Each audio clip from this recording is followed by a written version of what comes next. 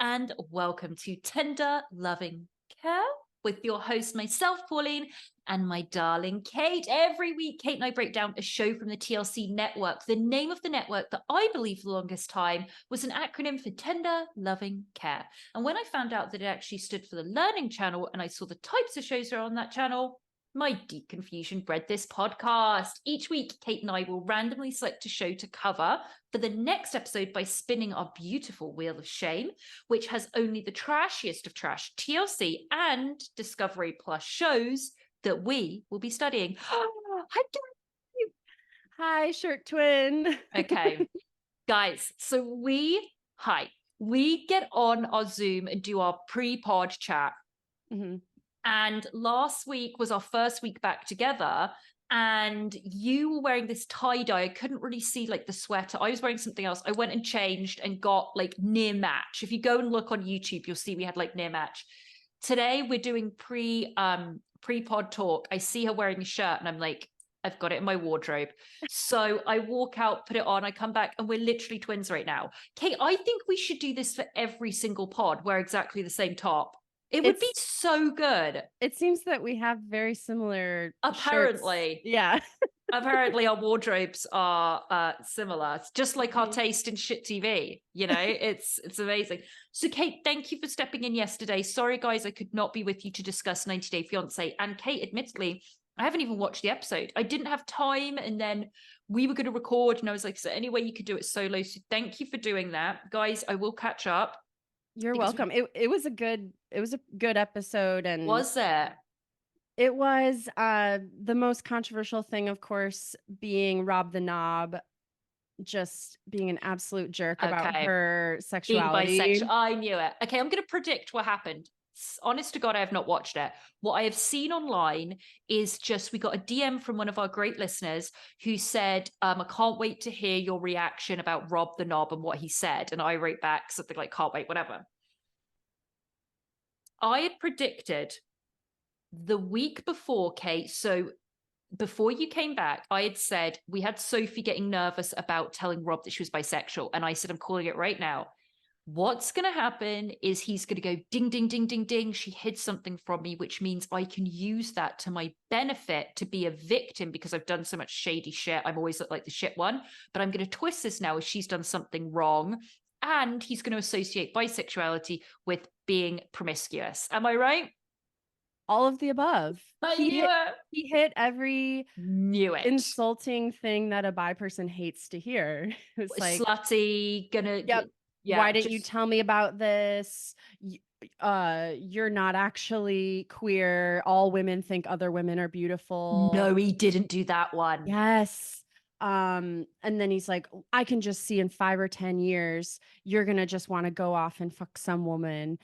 And she's like, I would never do that to you. If I did feel like I needed to explore that, I would come to you and talk about my feelings.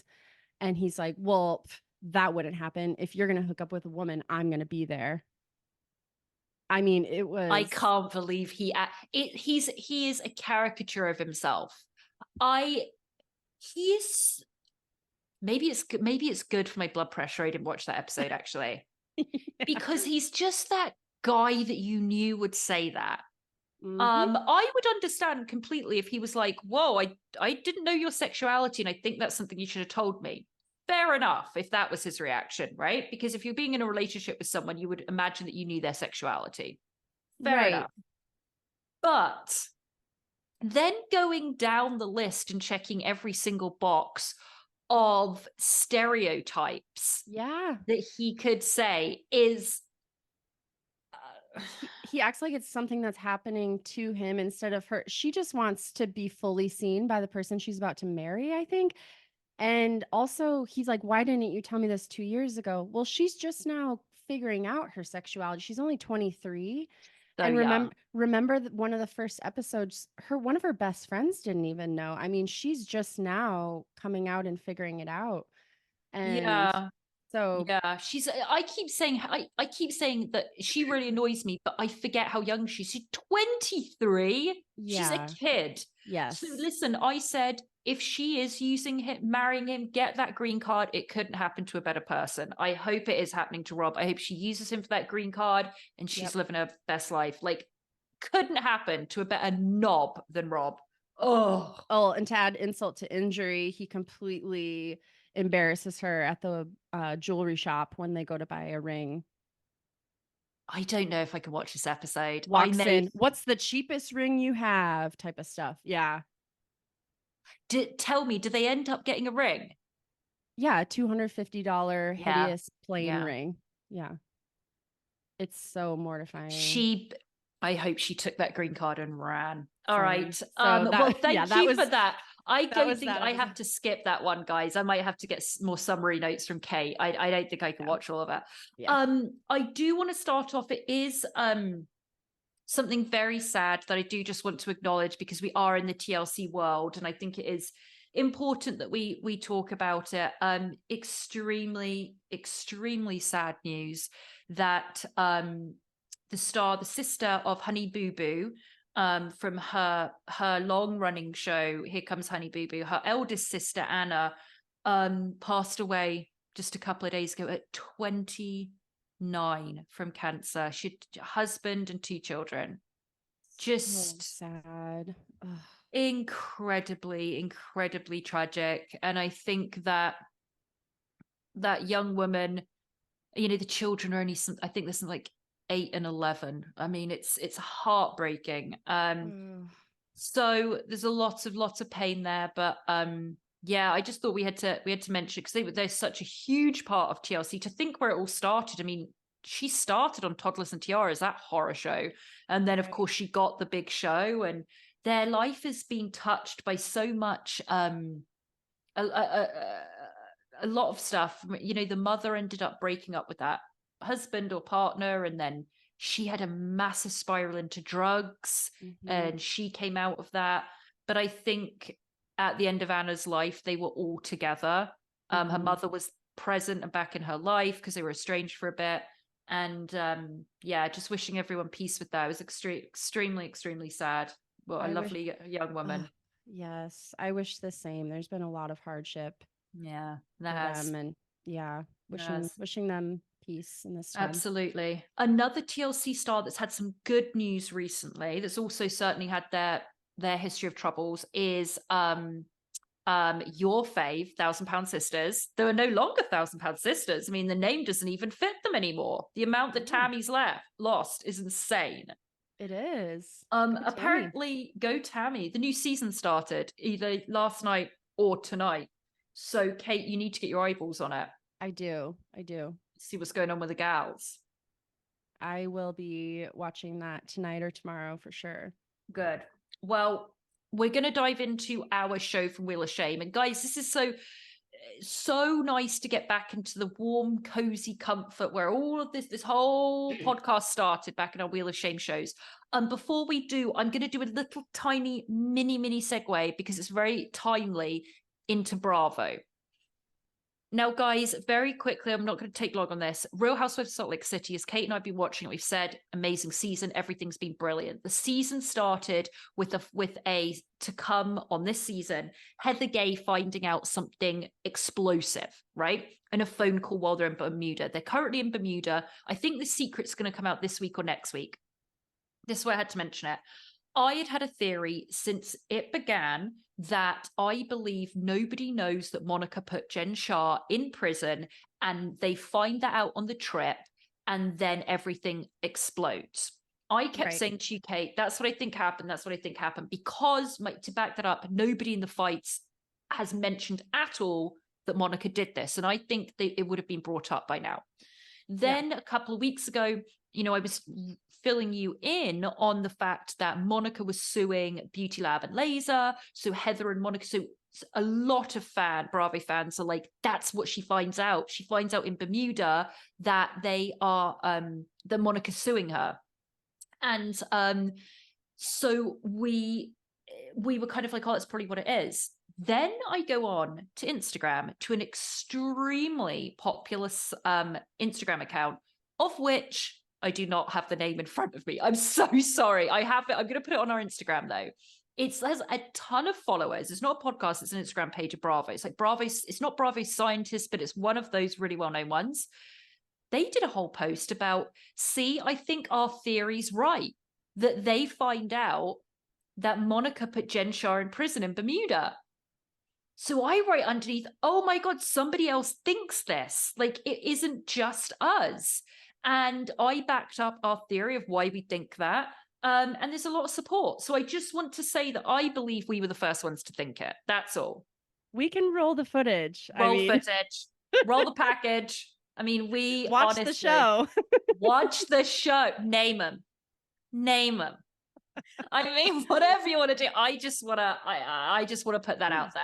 That's a little bit of Bravo things, but we shall see this week or next what really blows up. I can't wait. Do you want me to quickly tell you the cast of The Single Life and give me your quick reactions? Go ahead. Please go ahead with this. Scene snippets. So this is 90 Day Fiancé, new season, Single Life. Yes, The Single Life season 4. It's premiering on New Year's Day, 8/7 Central. 8/7 Central. I will give you my quick fire responses. Let's see what immediately comes to mind. All right, we have Debbie of Debbie and Osama, 68, Georgia. No, overplayed. Okay. We have John, 40, from Nevada. And if you'll remember, he is Patrick's brother, Patrick and Thais. End of story. Nope. The Boston accent, even though I love my Bostonians. Nope. I didn't like him at all. He's super awkward. It's going to be uncomfortable to watch. He thinks he's going to be wasted the entire time. Out. Nope. Next. He made me laugh a couple of times. So I have a small sparkle of hope for him. But I can see it going either way. Tyree, 33, California. We wanted him on it. So yes, I'm okay with Tyree. Absolutely. He's the one, listeners, who got catfished by Carmela. We have Chantal of Pedro and Chantal. Enough. Go away. You have had like a spin-off and been on 10 seasons. Enough. Go away. No. Even though I love her breasts. Those breasts, I can't stop watching them. Sorry. I objectify all these people, but I can't help it. But no, enough. Go away. She's stunning. Okay. Tim. Right. What do you think I'm going to say? That little hideous garden gnome needs to take his bad eyeliner, his ripped up 2001 Club Promoter jeans, and piss off. No, and no. I have to send you his promo photo for the season because he looks like a second-rate magician. Okay. And then I hate that Veronica of Tim and Veronica. What are we doing? Bottom of the barrel, dude. Bottom of the barrel. And she's dating Jamal. Why can we not get Kimbali? I'd rather see Kimbali and her weird, dusty Michael Jackson collection than her son dating Tim's ex. What are we doing? Well, fear not, because rounding out the cast, we have Natalie. She's back. She's looking better than ever. She looks amazing. But she's going to be back. And she's still chasing that weird Vegas guy that runs a Bobo multi-level marketing scams. Supposedly, I think. And it says, as Natalie tries to build a life with Josh in LA, she begins to realize that Josh's lifestyle might not be conducive to her future. God, if I bumped into her in LA, woo! Oh, times I would have. I think people in general the audience is sick of Natalie, but I can't. I think she's so entertaining. I'm fine with her too. I'm absolutely fine with her. Her weird, self-conscious body movements, her intense insanity, until where she still never opens her jaw. I love her, so I'm fine with Natalie. But the 95% of that cast should be scrapped. Yeah, Tyree, Natalie, yes, maybe that Boston guy. Yeah, that's it. I'm only having the Boston guy if he shows loving and care and brings on the Pomeranian that Thais and her brother got. That's the only way I'll watch it. Yes, we need a Palm cameo. All right. So thank you for that, Kate. You have my very non-biased, caring, gentle opinions on all those people. Thank you. Why don't you go into the description of the show that the Wheel of Shame chose for us many moons ago? I'd love to. So the show that we are going to be reviewing today is called A Ghost Ruined My Life. Excuse me. Eli Roth presents. Thank you very much. A Ghost Ruined My Life. And this is how... I'll get onto him in a minute, but carry on. This is how Discovery Plus describes the show. Eli Roth presents true stories of hauntings that have shattered the lives of the people who have experienced them, equal parts terrifying and evocative. Roth exposes the real-life horror of paranormal survivors dragged to hell and back. Does he? Does he? Kate, it was great in theory. Oh, I mean, well, let's get into this. So you chose an episode for us. It was season 1, episode 8, and it was called The White Lady or something, right? That's right. It's to my note taking. It was called The White Lady or something, right? Now, Eli Roth, let's get into him for a little moment, please. When I think of Eli Roth, this is what I think of. I think of jet black hair, early 2000s. We're talking 2002 to 2008. That's early 2000. That's where we're going with Eli Roth. 2002 to 2008. We are going to Hostel. We are going to him being the face of gore porn or murder porn or whatever it was called. Hostel, torture porn, with all of these horrific films that were produced around that time of young, attractive women getting sexually tortured. Grindhouse, Cabin Fever. Yes. And yeah, but not even that. I just felt, and I always had now, I'm not one to gossip, and I'm not one to cast aspersions on anyone, as you know, Kate. Never. Never. I always thought there was something weird about him. Now, this was based on, really digging deep here, guys. He once dated Peaches Geldof, who has now passed away. But Peaches Geldof was an English socialite, son of Bob Geldof, who did, who was in the Boomtown Rats. And she was like very young, and he was into his like late 30s when she dated him.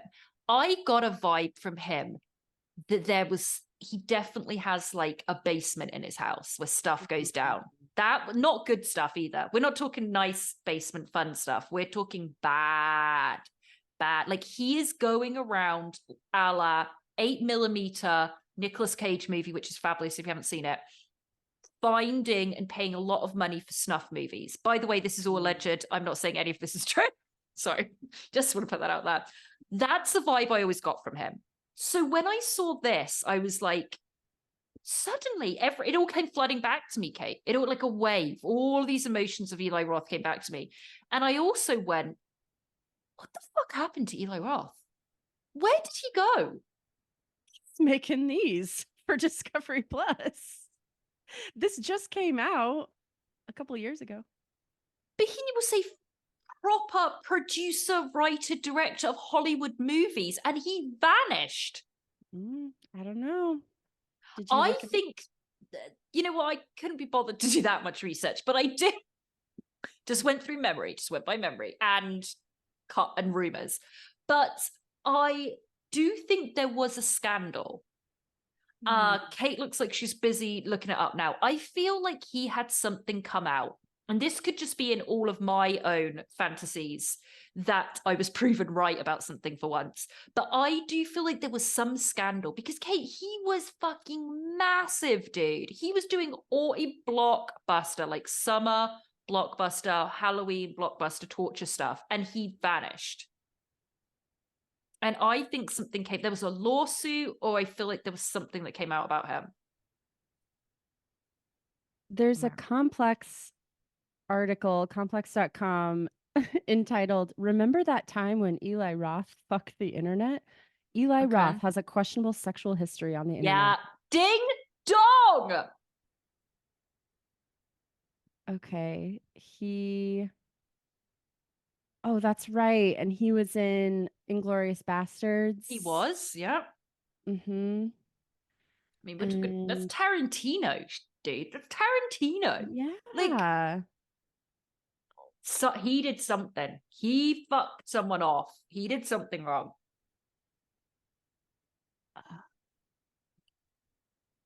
Pardon my French. He was sending Yeah, this here we go. article is saying something about him sending semi-undressed pictures of himself to fans on like Twitter, MySpace, Yeah, LiveJournal. yeah. And it's Uh-huh. mentioning a cyber orgy. There, people have screenshots of very not safe for work messages.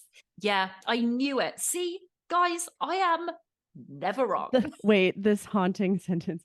The night ended with a lone, sad jizz tissue, which Roth took a picture of alongside the message, "Pics or it didn't happen. Good morning, blueberries."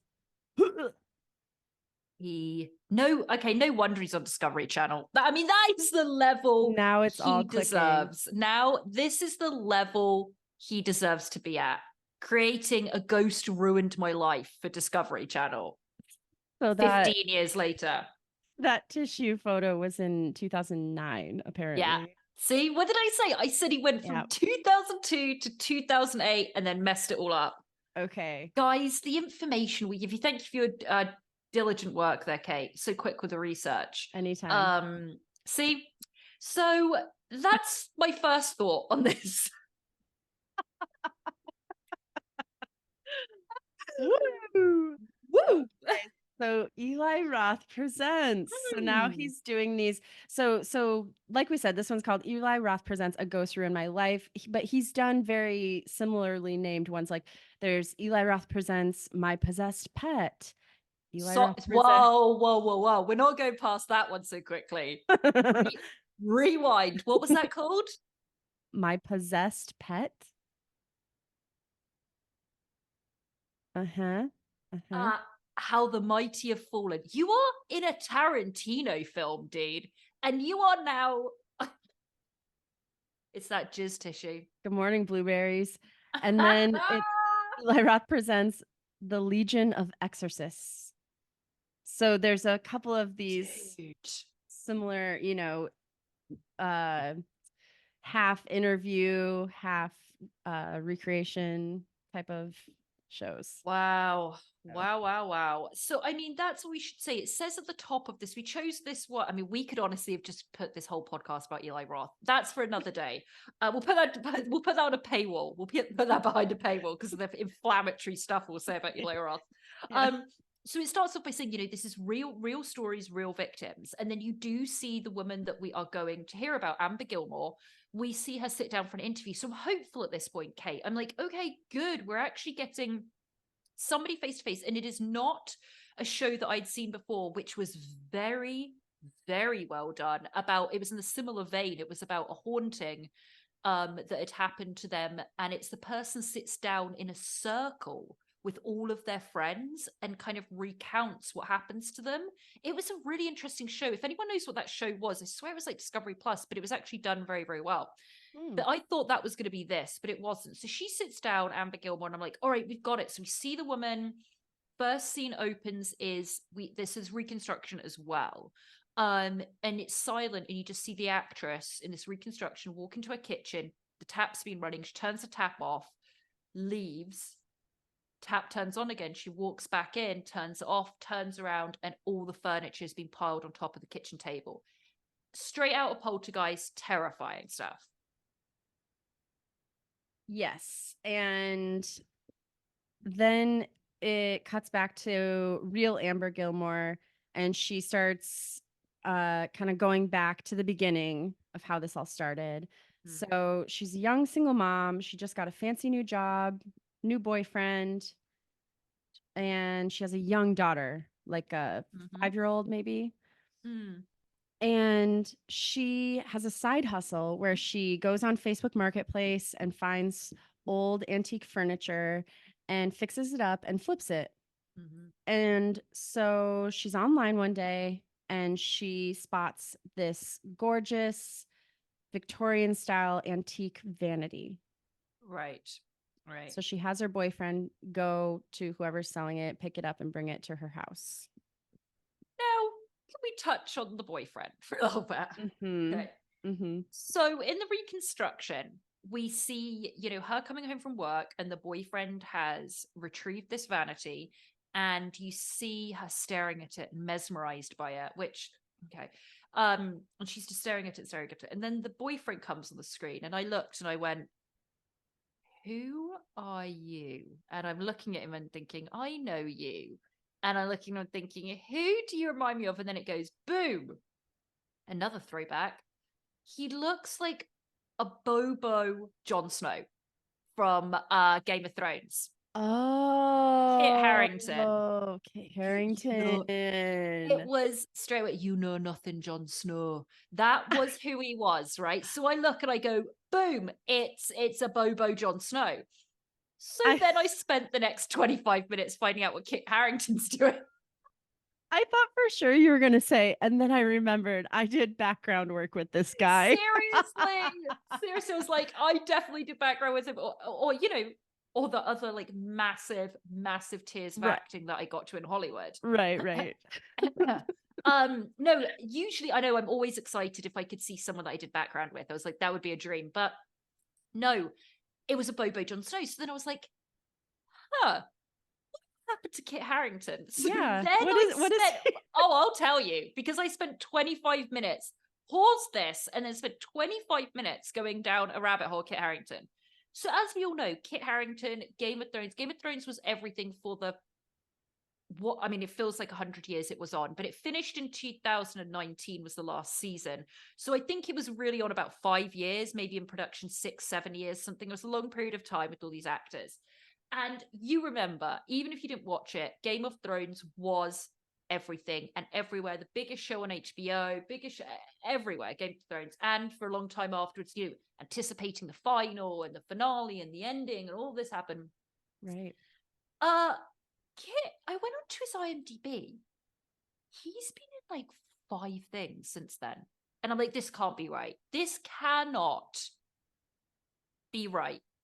One of them was a fairly well-known show. We had like a couple of episodes in. Then he did another HBO show, which had a couple of episodes in.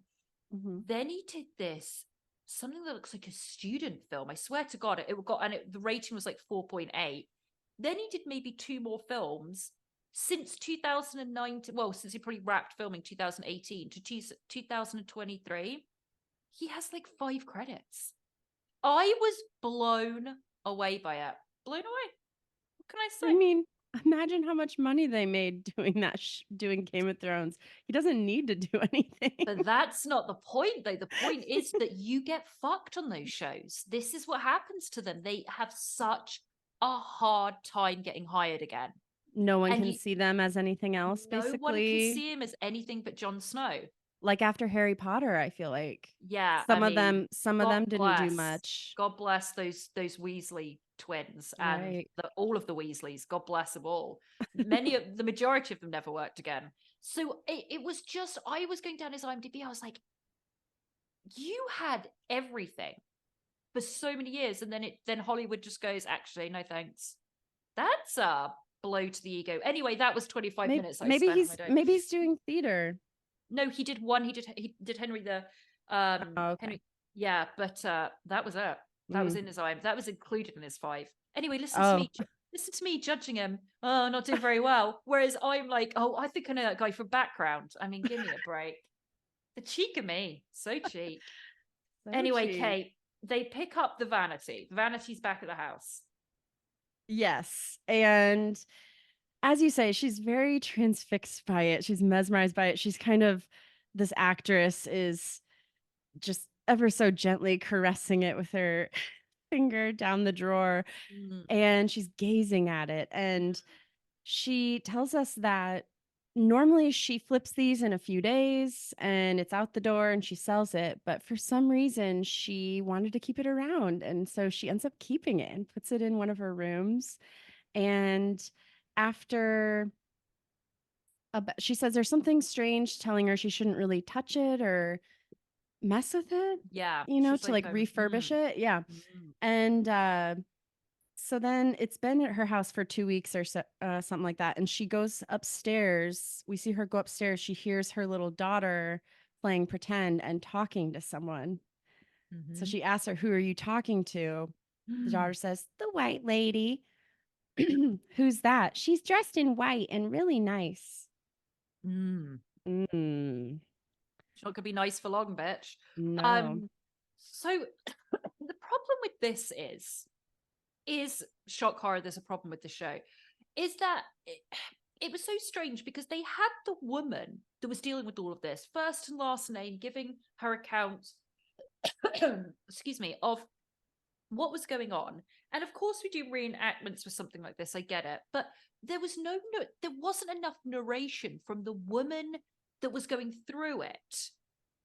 Did I you feel agree. that? It was like Yes. you'd see the actress, the scene of her going into the room and the little girl going, and she said to me, the white lady doesn't like you. Because this is where we get into that the child starts acting bizarrely because this white lady doesn't like the mother, and the white lady is saying things. But you just see that as the actors portraying it. But there should have been the narration of the girl of the woman saying, I was walking to my daughter's room and she was saying to me that this white lady didn't want to be around, didn't like me. And I was listening to my daughter every night change her personality, tell me that she was with this white lady all the time, tell me the white, but we didn't get any of it. It's so unsatisfying.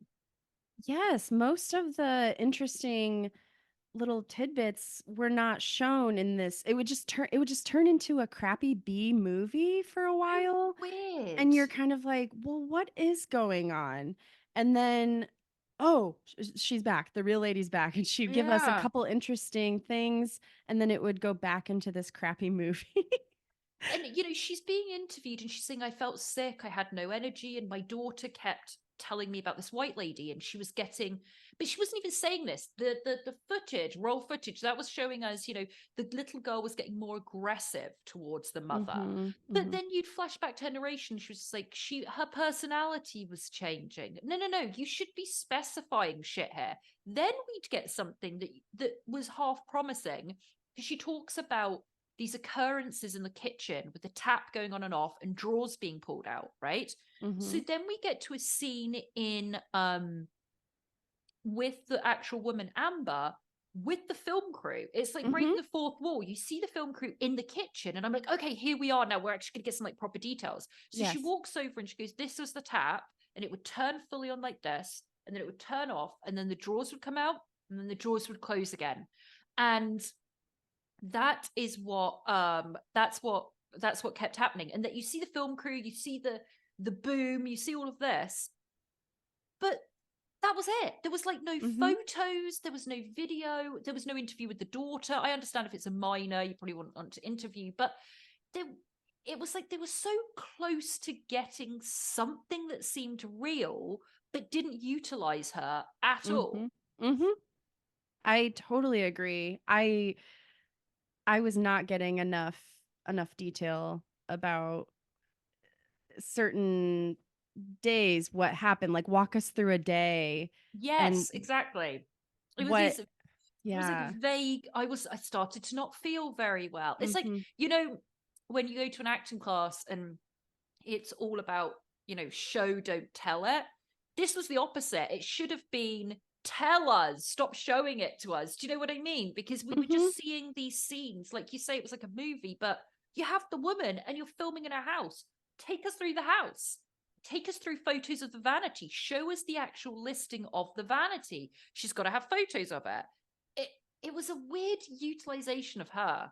And then I thought maybe they would figure out where the hell did this vanity come from? Whose was this? Why is it Right. haunted? Who did she buy it from? Did she contact them on Facebook? Good point. I wanted to see if there was any investigation into it. And then so the story is kind of progressing, like we say. So the daughter's getting aggressive with her, telling her to get out. The white lady doesn't want you here. She doesn't like you. She starts hearing voices and getting more isolated. Her boyfriend doesn't believe her and is telling her it's all in her head, and she Mhm. ends up quitting her job. We get this she basically is, yeah, she's saying that her entire life spiraled. So she starts this by saying I had a new job, a new boyfriend, I had a new place, and a young daughter, and a new career in tech, which I loved. She's in Mississippi. We should have said that, in Mississippi. And then it's just this vague, I wasn't feeling well. And then you cut to a scene of the daughter saying the white lady hates you. Okay. And then you would see a scene, but it wouldn't be told to you. It'd be a scene of her seeing something in the corner of her eye. Mm-hmm. But Amber never really said a lot about what else was happening in the house. It was just these stupid scenes, right? And then she said it was affecting, then you'd get, it was affecting Amber inside and outside of the house. And then it was um Amber quit her job. She's like, I was at the point in work I couldn't concentrate, or not even that much. And then she's like, and I just left and never went back. Sorry, what? But what happens? Tell us what happened. It's like this read between the lines, roll Mm-hmm. footage.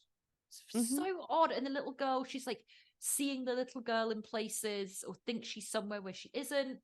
Girls, she's having dreams. She says, my relationship started to go downhill. But there was no specifications of what kind of conversation she'd had with the boyfriend.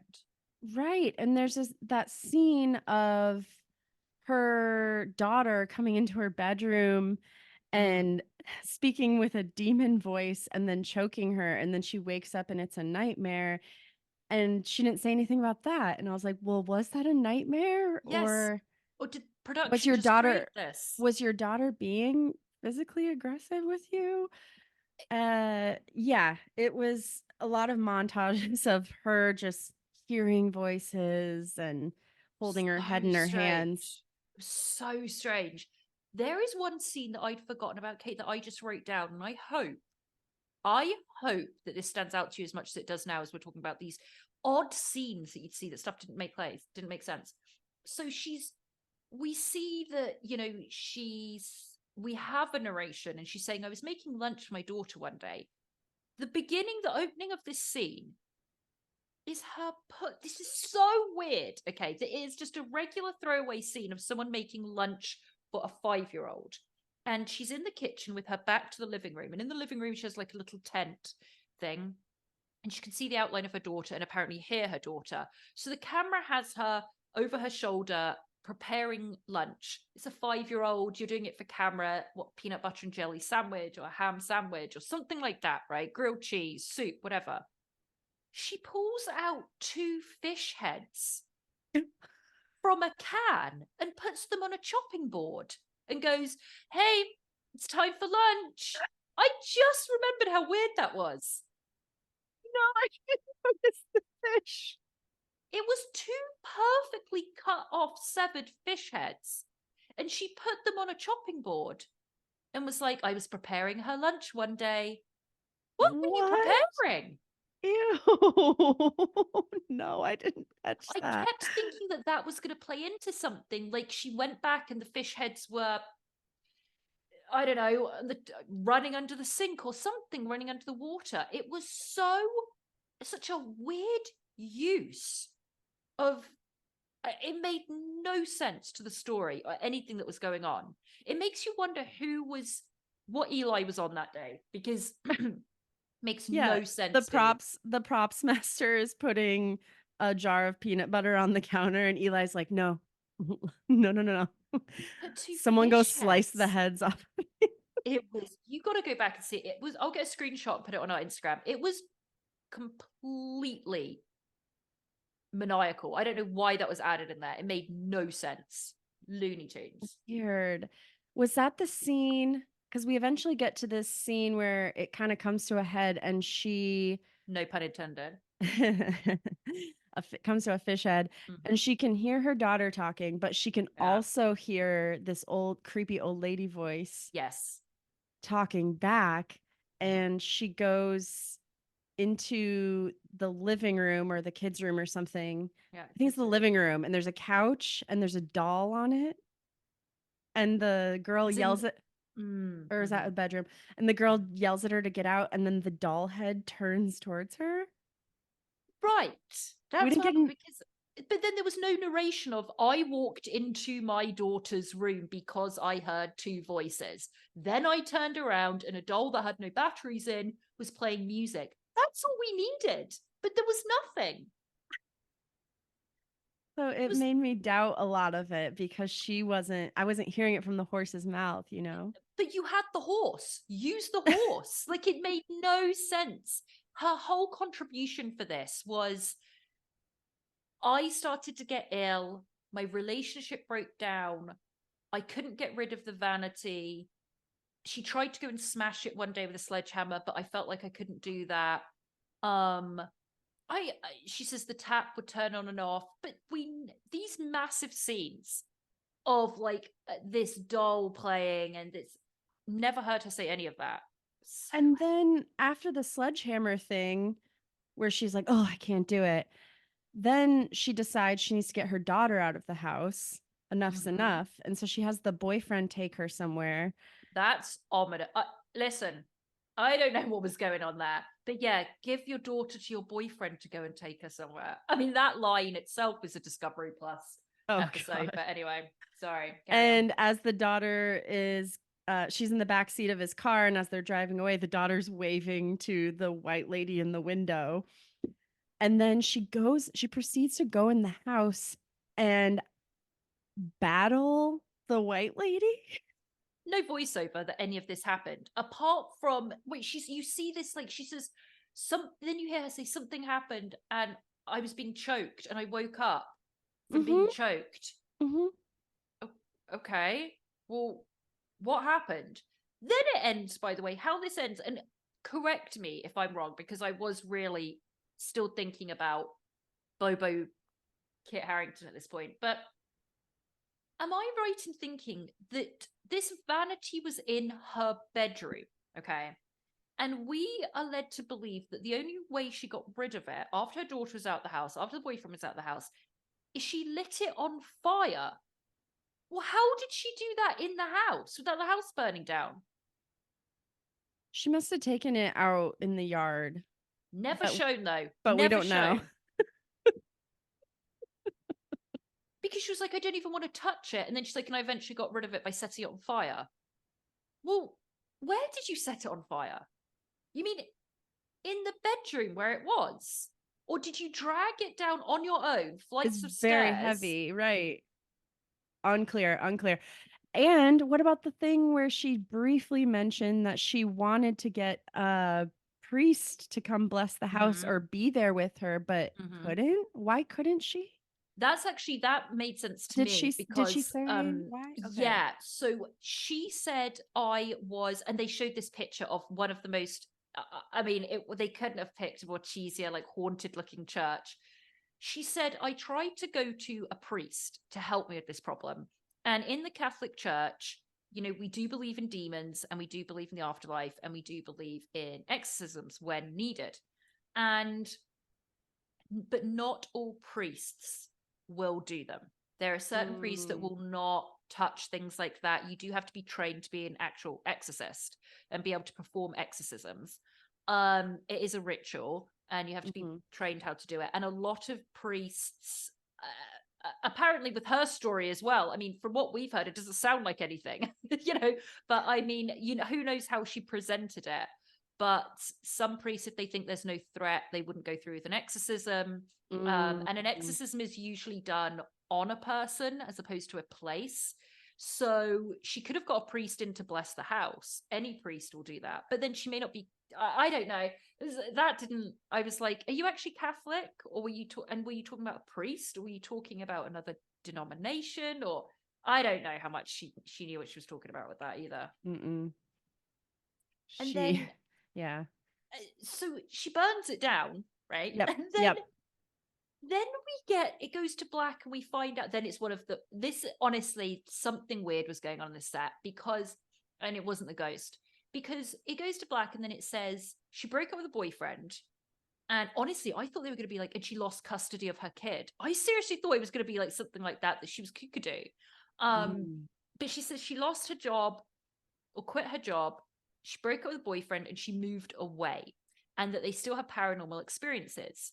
So I'm like, oh, okay, kind of what goes on now. Then it cut to the woman. And this, I wrote this down. This is what she says in narration. She says, I don't work for a tech company anymore. But actually, sorry, I'm going to start from the top because I'm going to do it in the manner and the pattern that she said this. I don't work for a tech company anymore, but I do bartend, which makes fairly good money. What? What's that? I was so bummed out that that's how it ended. Are you talking about, woman? You went from a tech company to bartending. Yeah, okay, fine. But Yeah. she did genuinely was making out her job was like a CEO of Apple. I mean, she was like, I was the CEO of Apple, and then I just walked out and never went back again. And it's what she said, and I do bartend, which makes fairly good money. What? We don't need all these details. The details we need, love, is what was happening when you were getting haunted by the white lady. No, all gone. And she's like, and by the way, my daughter still talks to ghosts sometimes. Yeah, sometimes. I mean, we definitely still see stuff. My daughter still sees stuff, but that's it. End of story. Didn't know objects could be haunted. Now I do. I I It was honestly think odd. that it was so odd. The pace was strange. The mix of the narration and reenactment was jilted, just disjointed, made no sense. The fish heads, I'm not going to get over that scene. It is so odd, Kate. You see her, camera is on her, opening a tin and pulling out one fish head and putting it on the chopping board, grabbing another one and putting it on the chopping board as a narration is, I was just preparing lunch for my daughter. What? We need to get a screenshot of that. I'll get it. I want to see it. Hey, let's refresh our listeners on our rating scale first. Sure. Okay, so we rate every show that we review from the Discovery Plus TLC network realm, and we do it on a scale of 0 to 600. We got that number from My 600-Pound Life, one of the network's most popular shows. And we like to gauge our pounds of learning, if you will, as well as it's kind of become entertainment factor. How good was the show? Yeah. And so for this, I would give it I give it like 175. I understand that. I pushed it to 250, and that was being Yeah. generous. Yeah. Eli needs to go back to sending naked photos on the internet because this is not his jam. I don't know what he's doing. I don't know how he went from Hostel to this. I really don't. He's lost the plot. Yeah. he's Someone check on Eli. Someone check on Eli. Someone DM him on LiveJournal and see what's going on. It was bizarre. There is a second season, I believe, right, Kate? There is. So this first season, these are 40-minute episodes. This is from the first season, which came out in 2021. And there is a second season. Some of the descriptions and images for the other episodes looked way scarier than this one. But I just didn't want to be that scared for this. So I picked one that seemed a little more mild. I've got to find that show that I'm talking about. It was chilling. It was people recounting horrendous hauntings that they went through. And the way it was done was really thoughtful. It wasn't like this. She or he sits in a circle and they're telling, some of the family members or friends are there, that have witnessed it to back up her stories. And then there are other people that they're telling for the first time. And there is reenactments, but they are done very, very well. And the majority of it is going around this room with these people saying, I was there. I saw when that cupboard opened and that stuff fell out the cupboard. It's crazy. Is it It was, called A Haunting? could be. 2005 is when it first came out. I'd have to And look. an American paranormal anthology previewing stories told by the victims. They tell their terrifying encounters with the paranormal, narration, frightening reenactments, and religious content. Oh. Or is it Haunted on Netflix? Real people sit down with friends and family to share terrifying true stories from their past. Oh, that sounds, because it is like friends and family. Ooh, this is it. Is it? What's it They're called, all Kate? sitting in a circle. That's it. What's it called? Haunted on Netflix. Tell me if that's it.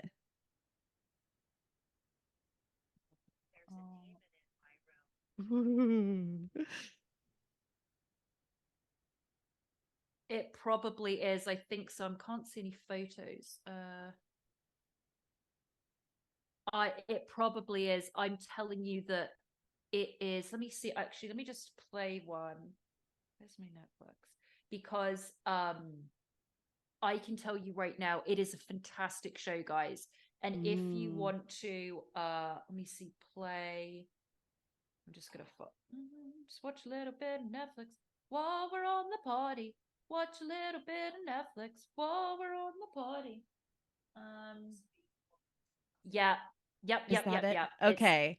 Guys, watch this show. So once again, it's called Kate Haunted. Netflix Haunted. There's 3 seasons. And I remember watching it like in the day, and it was terrifying. Some of the stories are severe hauntings that people witnessed and went through. It's really good. Yeah. So watch that over this one any day. Well, Kate, I think what it means now is we're going to put Eli to bed, as he should be in bed right now because he's a disaster. Good night, Blueberry. Good night, Blueberries. Go get some more tissues. And we are going to head over to our beautiful, glorious Wheel of Shame. For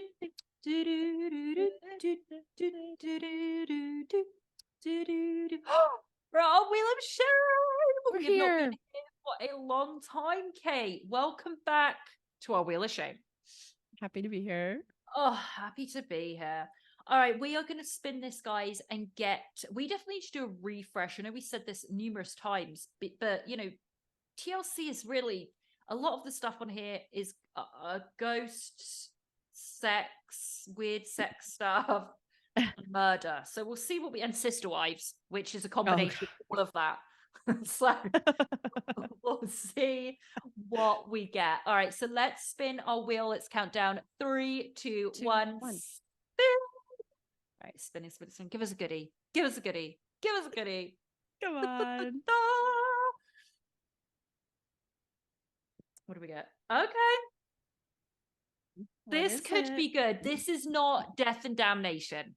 We got something that isn't Death and Damnation for once. I can't even remember this one being on here, but this might have some kookadooks in it, which we love. It is called, check that it's actually still out there, Contraband. Contraband. Oh, my lisp. Oh dear. Here's my list coming in. Contraband seized at the border. Once again, contraband. No, once again, contraband seized at the border. See, I think this will be like, I remember in England, we used to have these like, well, everywhere I think has them, but these airport shows where they're like real early reality shows where you're following like border patrol and stuff like that. And it's all the kooks with the stuff that they have picked up in their contraband. So it'll be people's luggages getting opened and stuff. Yep, this is a newer show. There's 2 seasons. Okay. And it's people getting caught with contraband. Now I want to say contraband. I know I can't. I get a very. I get like a. I don't know if it's a list for what it is. Just a general impediment. I get very like contraband, contra, contra, contra. Sorry, just No, practicing for my voiceover, girls. I think you're a contra. There you go. So okay, I think this would be decent, Kate, because I think there'll be some kooks in it. This is different. Yeah, and it's some things at the border. There's a car crash Oh and God. counterfeit goods and Okay. lots of drugs, obviously. Mm. Wow, they're all wildly different episode, like a lot of different things. So we'll Okay. have to pick a good episode to check out. We can do that. We will do that. And we will put it up on our Instagram, guys, which is Tender Loving Care Podcast. That's a lot of where our social media is based on Instagram, Tender Loving Care Podcast. Post every day. We respond to all of the DMs. So please feel free to write to us about anything your little beautiful heart desires. Especially if it's about Eli Roth. And his numerous bunkers. So yes, contact us there. You can always email us as well at tenderlovingcarepod@gmail.com. Where else can they find us, Kate? Kate Chinland? We are on TikTok as well, Tender Loving Care Podcast, same handle. And we have a YouTube channel, guys. We're Woo! YouTubers. YouTubers. Like, subscribe, hit the bell. Hit the And bell. you can find us. Don't they do? Hit the bell. God, we're such good YouTubers. Smash that like. Smash that like button. Before we go any further, smash that like. Okay, so you can search for us there, Tender Loving Care Podcast. Type that in. You'll start to see us, our faces. So go there. Congratulations. You're welcome. Wearing matching shirts. Yep, absolutely. Matching shirts, as much concealer as I can cake on.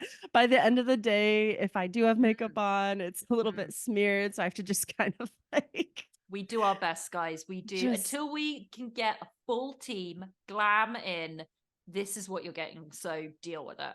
But that's okay because Zoom has a filter that I do utilize.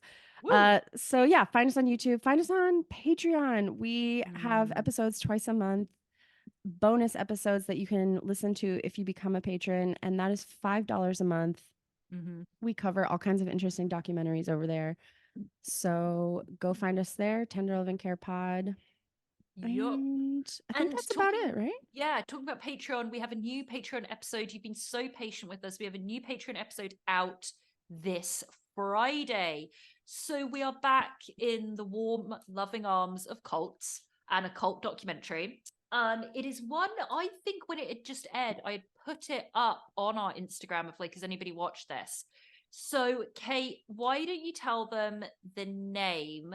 Because I want to get the correct name of, it's on Netflix.